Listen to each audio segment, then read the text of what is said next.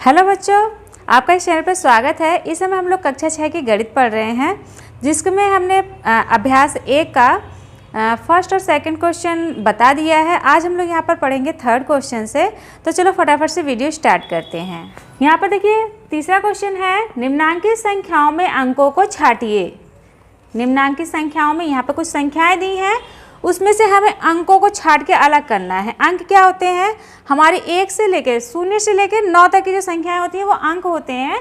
तो उन्हीं से ये गिनतियां बनी हैं मिलकर, और फिर हमें इनमें से अंकों को छांट के अलग अलग करना है।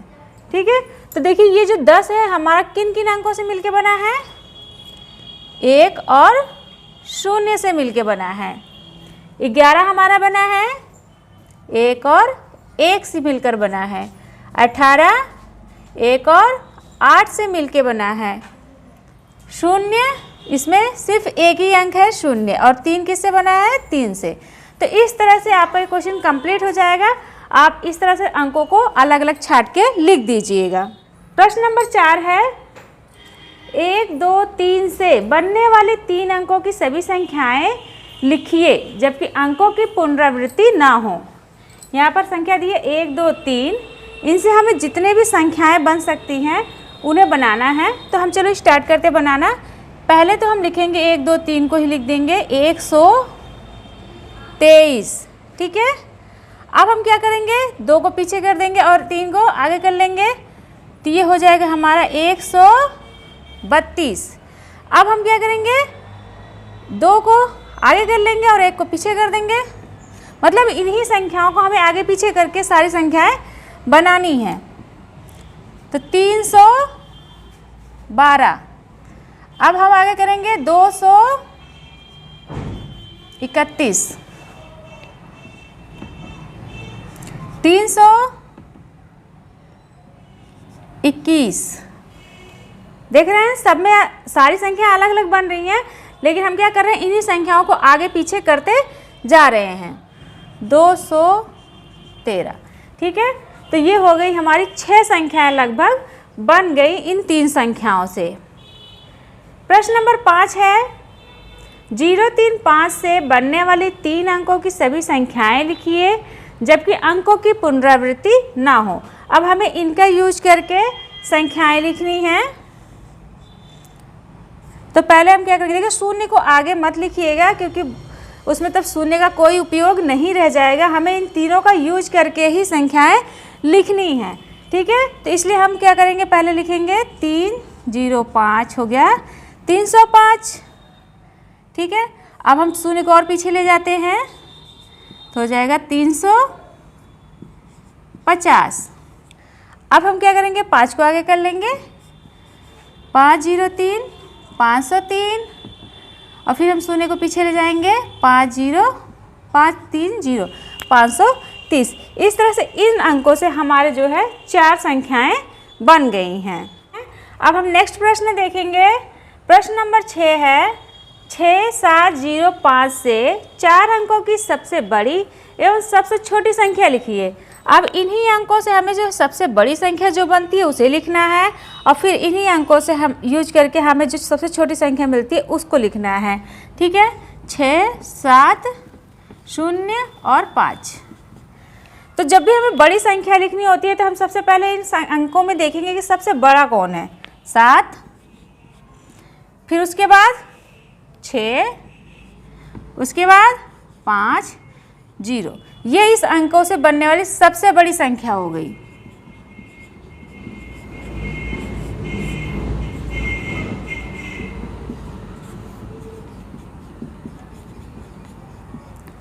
ठीक है बच्चों, अब नेक्स्ट अब हम लिखना है छोटी संख्या, लेकिन हम 0 को आगे नहीं करेंगे। 0 को अगर हम आगे कर देंगे तो जो है ये मतलब इसका कोई यूज नहीं रह जाएगा, हमें इसका यूज भी करना है। तो इसलिए हम पहले इसमें देखेंगे अब सबसे छोटी कौन सी है। 0 के बाद 5 है। ठीक है, 5 के बाद हम 0 को लगा सकते हैं। अब उसके बाद उससे छोटी कौन सी है? 6, और उससे छोटी कौन सी है?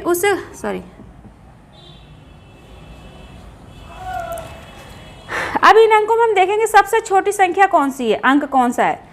शून्य, लेकिन हम शून्य को आगे नहीं लगा सकते हैं, ठीक है।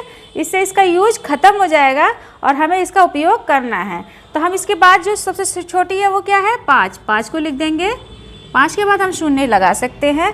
उसके बाद इनसे थोड़ी सी बड़ी कौन सी है, 6, और सबसे बड़ी कौन सी है, 7। इस तरह से हम जब लिखेंगे सबसे छोटी, फिर उससे बड़ी, फिर उससे बड़ी, उससे बड़ी ना, तो सबसे छोटी संख्या मिलती है। इस तरह से ये हो गई इन अंकों से बनने वाली सबसे छोटी संख्या। ठीक है बच्चों, तो इस तरह से ये क्वेश्चन भी आपका कंप्लीट हो गया। अब चलते हैं नेक्स्ट क्वेश्चन की तरफ। नेक्स्ट क्वेश्चन है प्रश्न नंबर 7। 5 अंकों की सबसे बड़ी तथा सबसे छोटी संख्या लिखिए। 5 अंकों की हमें सबसे बड़ी और सबसे छोटी संख्या लिखना है। तो यहाँ पर 5 अंकों की जो सबसे बड़ी होती है हमारी संख्या, जितने भी अंकों की सबसे बड़ी संख्या पूछी जाए उतनी बार आप 9 लिख दें, और जब भी छोटी संख्या बोली जाए तो 1 लिख के उसके पीछे शून्य लगा दें, ठीक है। तो वो सबसे छोटी संख्या होगी। तो यहाँ पर 5 अंकों की सबसे बड़ी संख्या हमारी हो जाएगी, हम 5 बार 9 लिख देंगे। देखो 1 2 3 4 5, इकाई, दहाई, सैकड़ा, हजार, 10,000, 99,999 हमारी 5 अंकों की सबसे बड़ी संख्या है, ठीक है। अब 5 अंकों की सबसे छोटी संख्या लिखनी है हमें। 1 लिखेंगे, उसके पीछे 4 शून्य लगाएंगे, तो ये हमारी 5 अंकों की सबसे छोटी संख्या हो गई। अब कौन सी संख्या है, इकाई, दहाई, सैकड़ा, हजार, 10,000। 10,000 5 अंकों की सबसे छोटी संख्या है, ठीक है। अब नेक्स्ट क्वेश्चन देखिए, प्रश्न नंबर 8। 5,231 में प्रत्येक अंक का स्थानीय मान ज्ञात कीजिए। अब यहाँ पर हमें प्रत्येक अंक का स्थानीय मान ज्ञात करना है। तो चलिए हम फटाफट से स्थानीय मान ज्ञात करते हैं। 1, ठीक है। 1 को गुणा करेंगे हम 1 से तो हमें मिलेगा 1, ठीक है। इसके पीछे कोई संख्या नहीं, इसलिए हमने 1 से गुणा किया। अब हम जितने पीछे जाते जाएंगे उतने शून्य लगाते जाएंगे। अब यहाँ पर हम आ गए 3 का स्थानीय मान ज्ञात करेंगे। 3 गुणे में, अब देखो यहाँ पर 1 लिखेंगे, उसके पीछे कितनी संख्या है, 1, तो यहाँ हो जाएगा शून्य, यानी कि 10 से हम इसे गुणा करेंगे तो ये हमारा 30 का स्थानीय मान हो गया। 3 का स्थानीय मान हो गया 30। नेक्स्ट है 2 को हमें गुणा करना है 1 से, और उसके पीछे कितनी संख्या है, 1 2 शून्य लगाएंगे तो यहाँ पर हो जाएगा ये 200। यहाँ पर 2 का जो स्थानीय मान है वो 200 है। नेक्स्ट है 5। अब हम 5 को गुणा करेंगे 1 से, और 1 के पीछे कितने शून्य हैं, कितने संख्याएं हैं, 1 2 3, तो यहाँ पर हम 3 शून्य लगा देंगे। तो यहाँ पर ये हो गया 1 2 3, यानी कि 5 जो है यहाँ पर 5,000 के स्थान पे है। तो इस तरह से ये इसका स्थानीय मान हो गया। प्रश्न नंबर 9 है, 636 में दोनों 6 के स्थानीय मान ज्ञात कीजिए। अब यहाँ पर हमें दे रखा है 636, और इसमें हमें दोनों संख्याओं के स्थानीय मान ज्ञात करने हैं, ठीक है, दोनों 6 के। हम अपना 6 लिखेंगे, 6 के पीछे कोई संख्या नहीं है, इसलिए हम 1 से गुणा करेंगे तो हमें मिलेगा 6, और दूसरे 6 को हम जब करेंगे 1 से गुणा तो इसके पीछे कितनी संख्याएं हैं, 2, तो हम 2 शून्य लगा देंगे। तो ये दूसरे 6 का स्थानीय मान हो गया 600, ठीक है। नेक्स्ट प्रश्न है प्रश्न नंबर 10। 3,334 में 3 के विभिन्न स्थानीय मानों का योगफल ज्ञात कीजिए। अब हम यहाँ पर निकालेंगे 3,334 का पहले स्थानीय मान में जितने भी 3 है उन्हीं का निकालना है, ठीक है। हमें 4 का नहीं निकालना है, इसमें सिर्फ 3 का ही स्थानीय मान निकालना है। तो हम पहले 3 लिखेंगे, 3 को 1 से गुणा करेंगे, इसके पीछे कितनी संख्या है, 1, इसलिए 1 शून्य लगा देंगे तो ये हो जाएगा 30। दूसरा है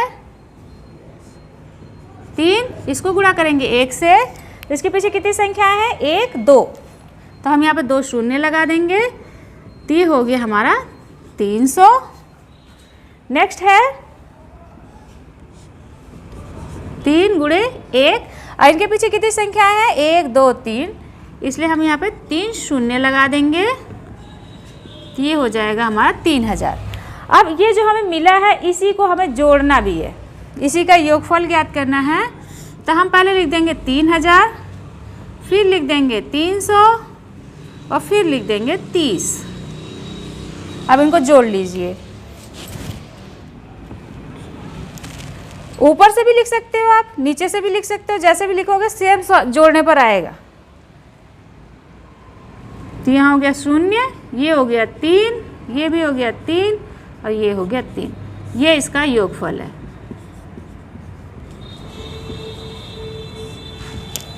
ठीक है, तो इस तरह से आपका ये 10वां क्वेश्चन भी कंप्लीट हो गया।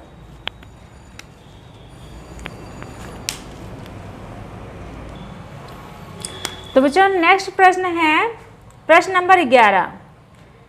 तो यहाँ पर 22,222 में प्रत्येक 2 का स्थानीय मान ज्ञात कीजिए और इनका योगफल भी ज्ञात कीजिए। ठीक है, पहले तो हमें इनका स्थानीय मान ही निकालना है, उसके बाद स्थानीय मान निकालने के बाद हमें इसका योगफल भी निकालना है। तो चलो फटाफट से पहले इसका स्थानीय मान निकालते हैं। 2 को गुणा किया 1 से, मिला हमें ओनली 2। फिर हम 2 को गुणा करेंगे 1 से, लेकिन इसके पीछे इतनी संख्या है 1, इसलिए एक 0 लगा देंगे। तो ये हो गया 20। फिर 2 को गुणा करेंगे 1 से, अब इसके पीछे कितनी संख्याएं हैं 2, तो इसलिए हम यहाँ पर लगाएंगे 2 0। तो ये हो गया 200। फिर 2 को गुणा करेंगे हम 1 से, इसके पीछे कितनी संख्या 1 2 3, इसलिए 3 0 लगाएंगे। तो ये हो गया 2000।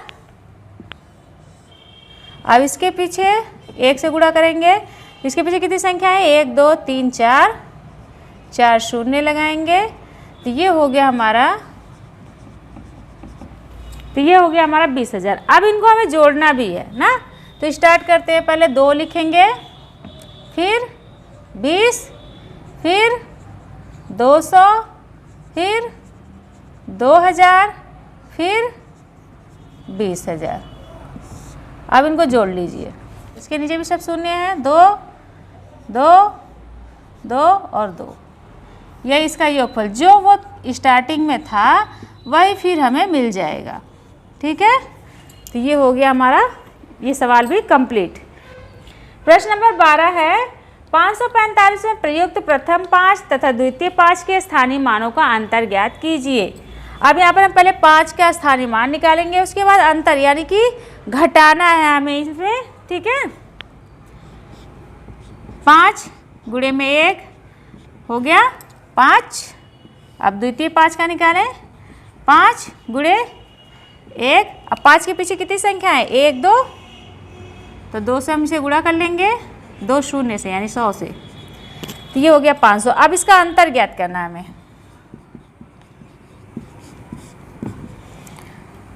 500 में से हम 5 को घटा देंगे। ठीक है, तो इसने इसको हासिल दिया।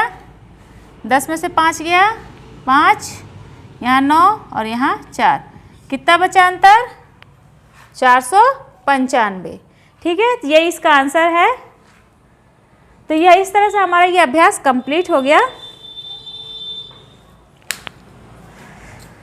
तो बच्चों इस तरह से हमारा ये अभ्यास कंप्लीट हो गया। आशा है कि आपको वीडियो पसंद आई होगी। अगर पसंद आए तो प्लीज़ लाइक करें, अपने फ्रेंड और दोस्तों के साथ भी शेयर करें, हमारे चैनल को सब्सक्राइब करना ना भूलें। तो चलो फिर मिलते हैं एक नई वीडियो के साथ। ठीक है, बाय बाय।